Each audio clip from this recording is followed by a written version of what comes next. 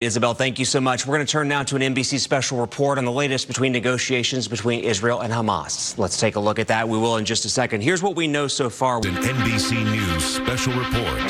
Here's Lester Holt. Good day. We're coming on the air with breaking news and a major breakthrough in the Middle East. Multiple sources telling NBC News that Israel and Hamas have reached a ceasefire deal to pause the fighting in Gaza and eventually release dozens of hostages taken during the October 7th attack. It comes after more than a year of brutal fighting in the Middle East, which began with the Hamas terror attack that killed more than 1,200 people in Israel, and Israel's massive retaliation that has killed more than 46,000 people in Gaza. It's according to the health ministry there, and led to a humanitarian crisis. Let's go straight to our chief foreign correspondent, Richard Engel. Richard, you're in Jerusalem now. What else do we know about this deal? So this is a moment that this country has been waiting for, the people of Gaza has been waiting for. According to multiple sources in Hamas, inside Israel, in the United States, at the White House, a deal has been reached between Hamas and the Israeli government, brokered mainly by Qatar, also with significant U.S. involvement, to reach a ceasefire. This would be a gradual deal that would see fighting initially slow down and eventually stop in Gaza in exchange for the release of hostages who've been held by Hamas for about 15 months now. The Israeli government believes there are 98 hostages held by Hamas. It is not sure how many of them are still alive. But Lester, it is important for people to know this is not a quick deal. Even though there is this agreement, according to multiple sources. First of all, there's been no official statement. We're expecting that perhaps tonight, perhaps in the next few hours. And then the deal will have to be rolled out. It begins with a period of calm to build trust, and then Hamas will release hostages in batches. It is talking about releasing them 3 at a time initially. In the first stage, 33 hostages would be released. They are being described as the humanitarian cases, though the hostages who are elderly, injured, sick in any way. Some of the hostages are described as being in quite poor health. If that is successful, they would move on to the next phase, and this initial phase could take 42 days. So this, Lester, is a very slow period. The next phase, if the first phase is successful, would see Hamas released all of the remaining hostages, including soldiers and military-age males. A lot of room for this to go wrong, but certainly a historic moment that could see potentially an end to this conflict, an end to the suffering of the people in Gaza. Because in exchange for the release of these hostages over time, Israeli troops would pull back from population centers in Gaza. They would establish a buffer zone around the Gaza Strip and release hundreds of Palestinian prisoners and allow much more aid into the Gaza Strip, hundreds of trucks per day. Lester. All right, Roger, I'll ask you to stand by. Let's talk about how we got here. Correspondent Raf Sanchez, who covers the region, is joining me now. Raf, what do we know about how the pieces are coming together? Well, Lester, this deal was finally sealed after marathon negotiations in Doha, Qatar, mediated by the prime minister of that country. And these talks have been touch and go right up until the very last minute. We started getting indications on Monday that the two sides were close. And earlier today, the cameras were up and rolling at the foreign ministry in Qatar. The Qataris preparing to announce this agreement, and then there was what appears to be a last-minute hitch. According to the Israeli government, Hamas adding last-minute demands to do with Israeli forces withdrawing from the Egypt-Gaza border. The Prime Minister of Qatar, who we are expecting to see in front of those cameras potentially any minute now, going back into his office with the delegation from Hamas and finally getting that deal over the line. What has been very notable, Brett McGurk, President Biden's most senior Middle East advisor, has been camped out in Qatar for around 10 days now, but he has been joined by Steve Witkoff, who is President-elect Trump's incoming Middle East envoy.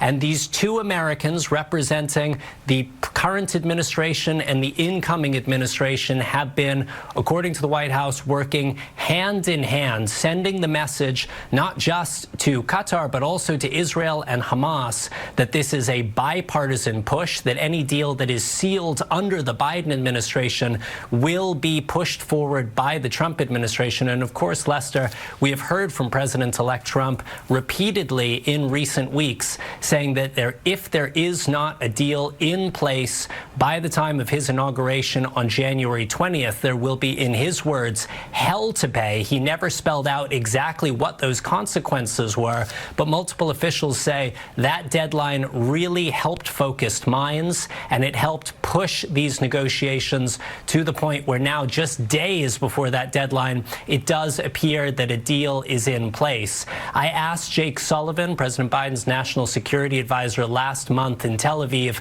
how big a role President-elect Trump's pressure had played. He acknowledged that there was good communication between the teams. The other point he made about why is it that a deal has been able to be reached now but wasn't able to be reached before, he said the ceasefire in Lebanon, which ended the fighting between Israel and Hezbollah back in November, really brought Hamas closer to the table. It led them to a point where they concluded that they had to reach a deal. Prime Minister Netanyahu also appears to have really been feeling that pressure from President-elect Trump. He is under a lot of pressure from the far right of his own government not to end this war, but it does appear now that he has also signed on to this deal. We do expect Israel's security cabinet will have to vote to approve this agreement. Lester, the tragedy in some ways is the deal that does appear to be emerging from Qatar now does not seem to be significantly different from those broad outlines laid out by President Biden on May 31st, but a very large number of Palestinian civilians and at least some hostages have lost their lives in the months since then. Lester. All right, Raf, we'll ask you to stand by. We're looking at the podium there in Qatar, where we expect to hear the foreign minister, prime minister actually, will hold a news conference there. So we may get some further details on all this. In the meantime, let me go to our senior White House correspondent, Kelly O'Donnell. Kelly, can you describe the flurry of activity that has led up to this?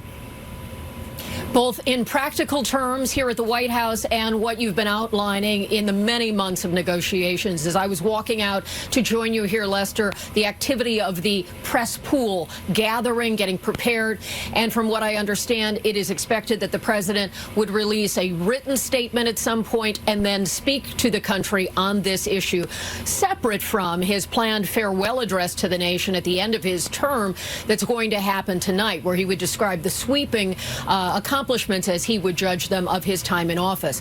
But this has been one of the key issues to try to bring about a resolution. And Raf was talking about Jake Sullivan, the president's national security advisor. We had an opportunity to speak with him in the briefing room this week, where he talked about a unified approach between the Biden administration and President-elect Trump's representatives to work together to try to get this done.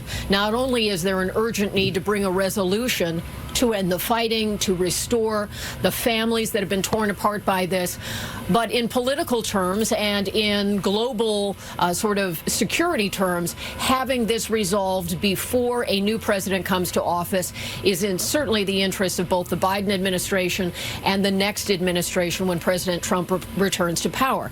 Now, characteristic of President Trump, he does not always follow the typical protocol, so he has posted on his Truth Social that there is a deal and that an announcement is coming, and it indicates thank you. Now, he has every right to do that under free speech. President Biden is waiting for the official word to come from the ground, from the parties that are agreeing to this, and then we would expect to hear him. So two very different styles playing out over this crisis, and those differences can be significant when it comes to the style of American leadership and getting results.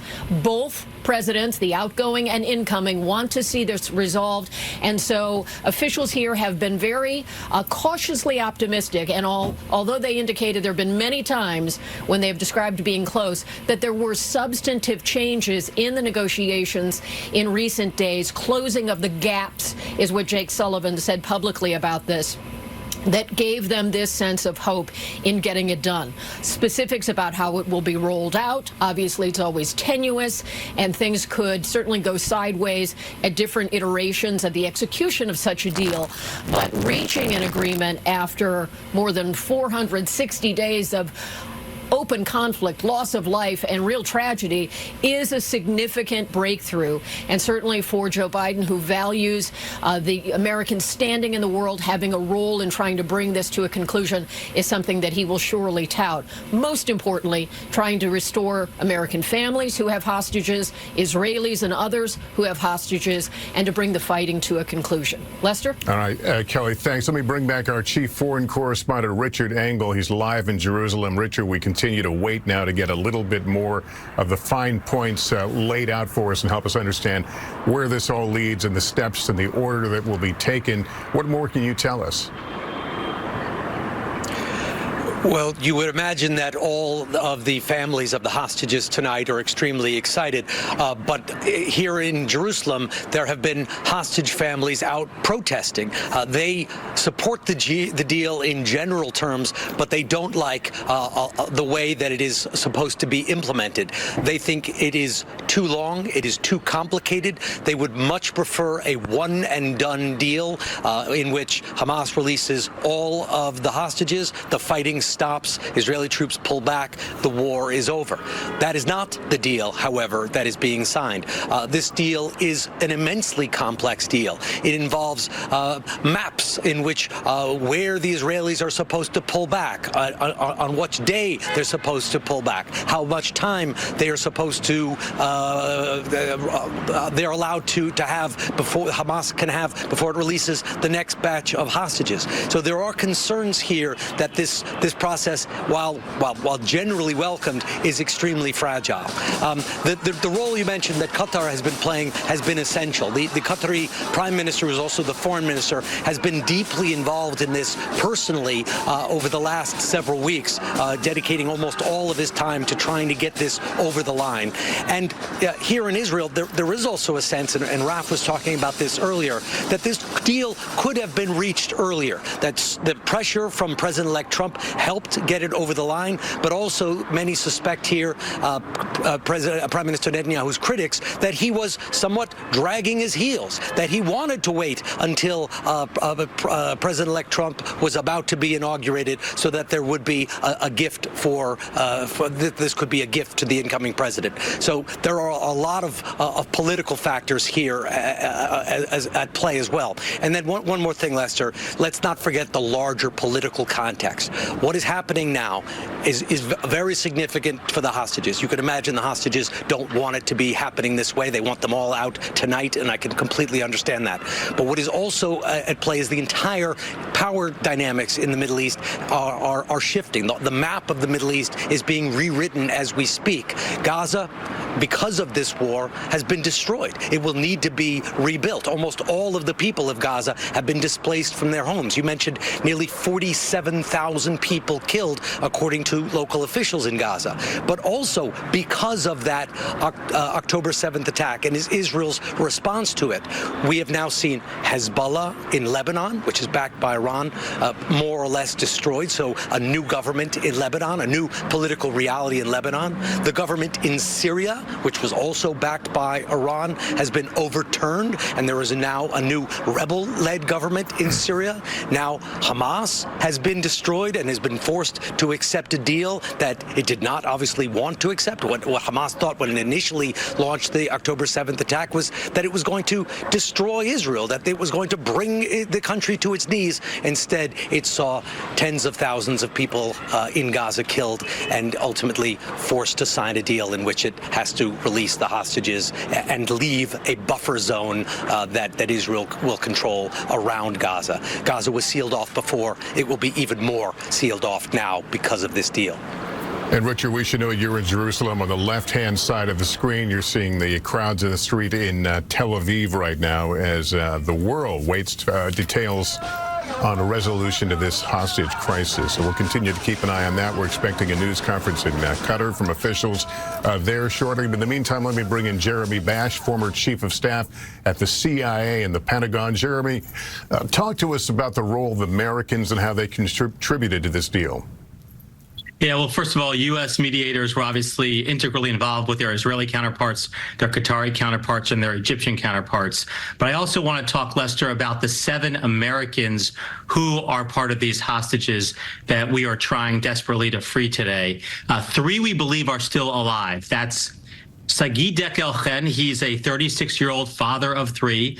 There's Keith Siegel, the 65-year-old, who is one of the oldest in captivity. And there's Edan Alexander, who is an IDF soldier, is an American citizen. There's a lot of concern that these 3 Americans might be delayed until the second phase. And it's really important that they all come out together. There should be no delay on the Americans, and that's what I think Biden administration is telling their counterparts. We should also note that there are the remains of 4 murdered hostages. Those are lives that the families are waiting to be reunified with their loved ones.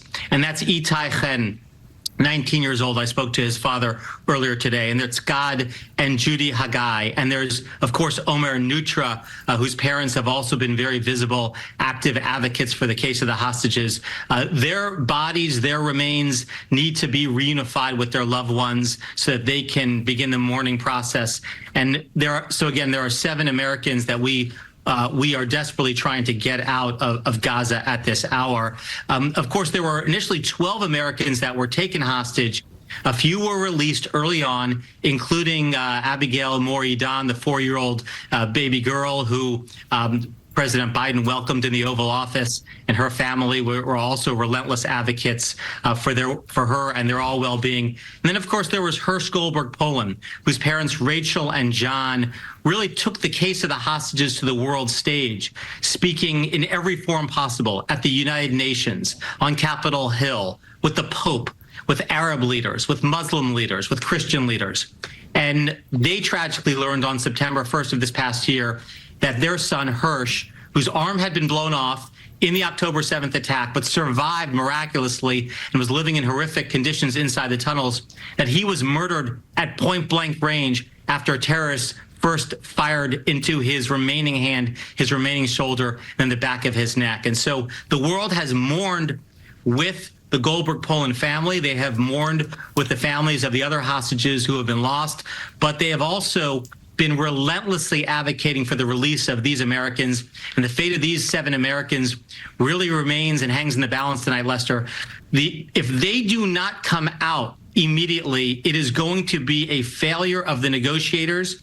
And this is just political will. It is a requirement that the negotiators get all 7 out. I don't think President Trump, President-elect Trump, President Biden, anyone can say it's over, it's done, there's a deal, we're finished, touchdown, game over, until all Americans are home. And you remind us, as you describe the number of Americans, how delicate all this is in terms of how things could and will play out. And then there is the political reality, as Richard Engel was pointing out a moment ago, about the steps here down the wire leading to what we hope will be the release of hostages. Jeremy, to your knowledge, does the U.S. have any influence in the order of hostages in terms of their release? Yes, I think a major issue has been which categories of individuals will come out during which phases. And as you said earlier, it's kind of a complicated deal. This isn't a great deal. I mean, let's just be clear. This is actually quite a bad deal because it separates the hostages into at least 2 categories, those who will be released in the first phase and those who will have to wait some 42 days until the second phase is achieved. The second phase would be achieved when IDF redeploys out of Gaza completely. The first phase is kicked off when there's a ceasefire. But for there to be this 42-day lag, as we've seen over the past 460 days, events can intervene, Lester, and that can create uncertainty, doubt. And if, for example, I'm just going to take an example, if Keith Siegel is brought home tonight, and if Sagi Dekel-Chen is brought home to his father Jonathan and the rest of their family, but Idan Alexander is not brought home to the Alexander family, this is not mission accomplished. In no way, shape, or form is this mission accomplished. And likewise, the remains of the Americans who will be left behind in a phase one, there's no finishing this job until all of them are home. And I think the American mediators have been pressing the case of the Americans. They have been pressing the case even of those who have been murdered. And it's absolutely critical that we get all Americans home. All right, Jeremy, let me ask you to stand by. I want to go back to our international correspondent, Raf Sanchez, joining us. Raf, the fact that Netanyahu is agreeing to this deal, does that suggest there is a body of opinion in Israel that it's mission accomplished in terms of military, that they have accomplished everything they wanted to do militarily against Hamas? Yeah, Lester, Israel is a divided nation like the United States is, but the opinion polls have shown pretty consistently in recent months that a majority of Israelis are prepared to end the war in Gaza in order to free those remaining hostages, both dead and alive. Now, Prime Minister Netanyahu, for a very long time, has been very resistant to that. The far right of his government has been threatening to bring his coalition down if he withdrew Israeli forces from Gaza.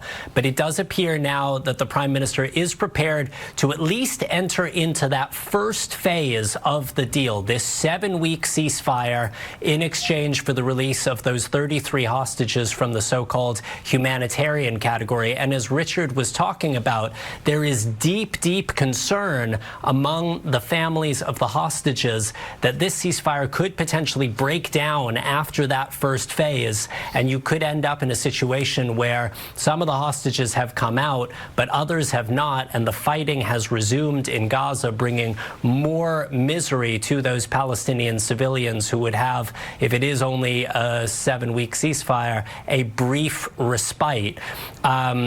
Jeremy was talking about the American hostages. We are waiting to see at what stage of this deal they would be released. I have spent many hours with the families of American hostages over these last 466 days. Just to flesh out for viewers a little bit the people that we are talking about here.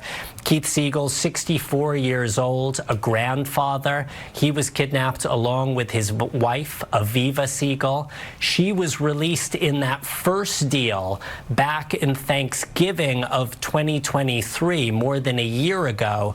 Husband and wife separated. She went up to the surface. She went out back into Israel and into relative safety, but forced to leave her husband behind. And she has been campaigning tirelessly every day since, trying to seek his freedom. Sagi Dekel-Chen, who you see on the middle of your screen there, he is 36 years old, born in Israel, but grew up partly in the greater Boston area. And Lester, on October 7th, he put his wife and his 2 daughters in the safe room of their home in Nir Oz. He closed the door and he went out to confront the Hamas gunmen who were swarming into their community. His wife Avital was 7 months pregnant on October 7th. She gave birth to their 3rd child in December 2023. Sagi was not there for that birth. He just missed this little girl's first birthday. This is a little girl who has never met her father. And one of the things that Avital, his wife, said to me is that Sagi may not even know that his family survived October 7th. He may not know that he has a 3rd daughter. And so that is just one of the many families right now hoping and praying. They have had no proof of life of Sagi since November of 2023. They've had no information since then.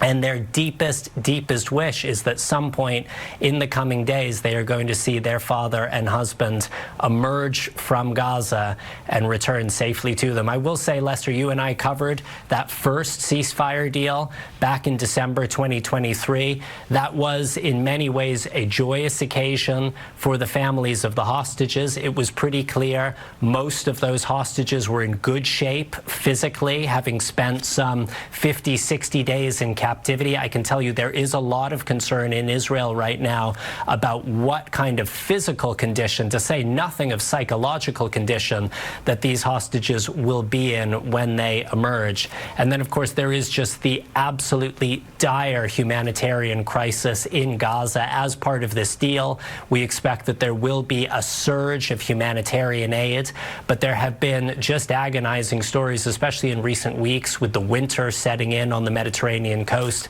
of babies dying of hypothermia inside of Gaza, very little food, very little medicine, reaching especially the northern part of the Strip, where Israeli forces have basically been laying siege to northern Gaza. So inside of the Strip right now, you're seeing on your screen Deir al-Balah, that is the center of the Gaza Strip.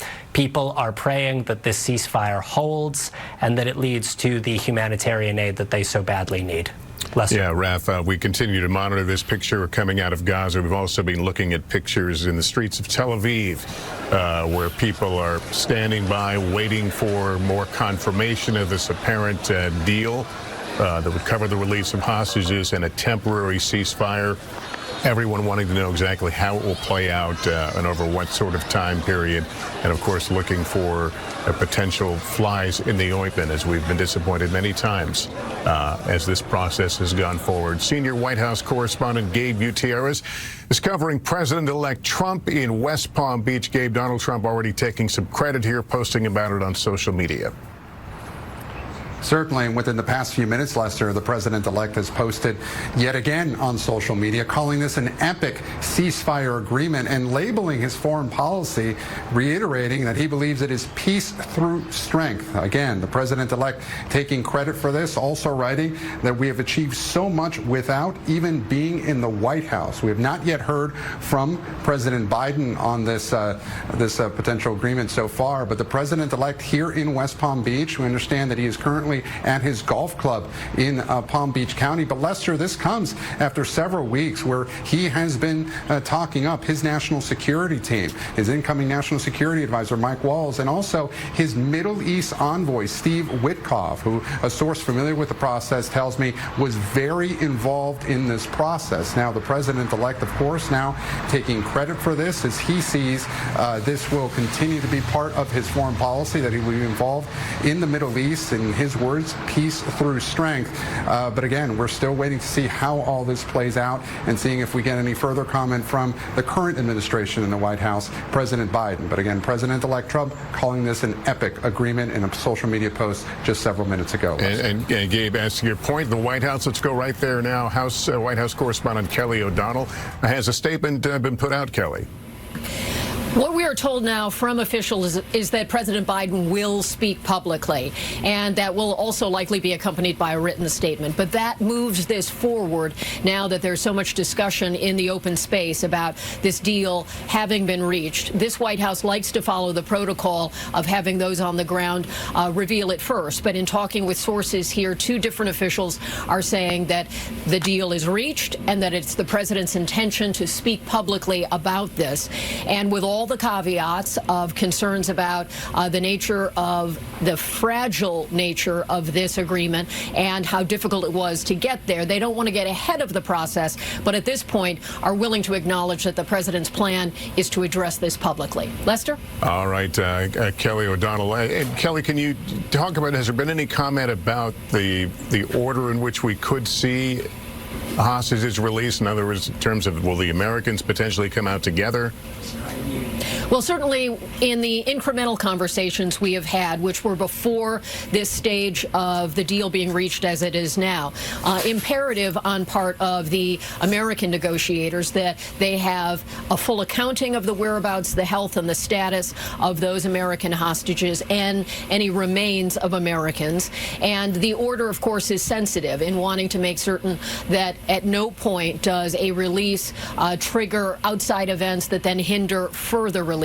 So clearly, I don't have the specifics of exactly what the final document says, but the intentions, as we understand it from talking to officials, is that they want Americans released early and to have a full accounting of remains of Americans from this conflict. All right, again, left-hand side of your screen, we're seeing people gathered around flames there in Gaza, people anxiously awaiting there, as in Tel Aviv, as in and around the world, as to what this deal is, what it means, how long it will take to secure the release of all the hostages. There's a live picture from Jerusalem, I believe, about 8 o'clock at night there, as they certainly that part of the world standing by for the very latest. Let me bring back Chief Correspondent, Foreign Correspondent Richard Engel. He's live there in Jerusalem. Richard, this has been such a hard-fought battle to get this far. What are some of the potential points of late disagreement that could unravel it? So, first of all, Lester, there are now some celebrations taking place in Gaza because this has been such an extraordinarily difficult conflict for the 2.2 million people there. And yes, there are many pitfalls, as we've all been discussing. This slow deal, the slow rollout, the many different caveats, the different stipulations of how the hostages have to be released and where Israeli troops have to pull back and how many trucks of aid are supposed to go in and which number of prisoners are supposed to be released from Israeli prisons. Hamas says now that 250 prisoners will be released with life sentences and hundreds other with lengthy sentences. There are many opportunities for this deal to not hold. There are many opportunities for Israel to accuse Hamas of breaking the deal or Hamas to accuse Israel of breaking the deal. Right now, there are these celebrations that have begun in Gaza. People are desperate to have more food, to have some reprieve, to have the ability not to fear daily bombings. There are celebrations among some of the Israeli hostages, but also great trepidation as they try and consider who's going to come out first. Will their son, will their daughter, will their mother, will their father be in the first group, be in the second group, and what kind of condition will they be in?